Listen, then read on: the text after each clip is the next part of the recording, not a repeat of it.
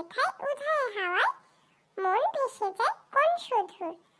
আয় খেপা মন ঘুচিয়ে বাঁধন, জাগিয়ে নাচন তাধিন দিন। আয় বেয়ারা সৃষ্টি ছাড়া নিয়ম হারা হিসাবহীন। আজ গোবিচার বেঠিক বেতাল মাধবী মাতালা রঙেতে। আয় রে তবে ভুলের ভবে অসম্ভবের ছন্দেতে। এই কবিতাটি কে লিখেছে জানো? সুকুমার রায়। এই কবিতার নাম হলো আবল তাবল। হাঁড়ি নিয়ে দাড়ি মুখো কে যেন কে বৃদ্ধ, রোদে বসে চেটে খায় ভিজে কাঠ সিদ্ধ।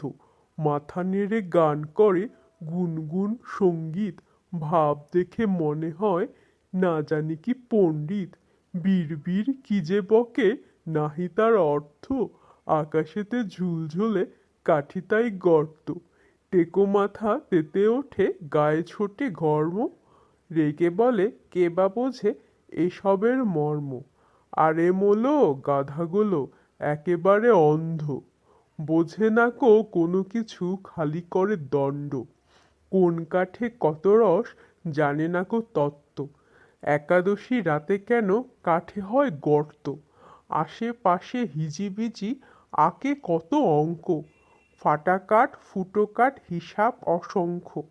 কোন ফুটো খেতে ভালো কোনটা বা মন্দ, কোন কোন ফাটলের কিরকম গন্ধ। কাঠে কাঠে ঠুকে ঠুকে করে ঠকাঠক শব্দ, বলে জানি কোন কাঠ কিসে হয় জব্দ। কাঠকুঠো ঘেটে ঘুটে জানি আমি স্পষ্ট, এ কাঠের বজ্জাতি কিসে হয় নষ্ট।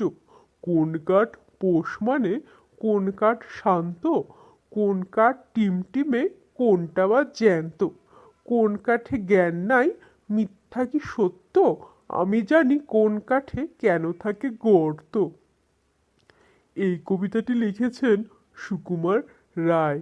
কবিতার নাম কাঠ বুড়ো।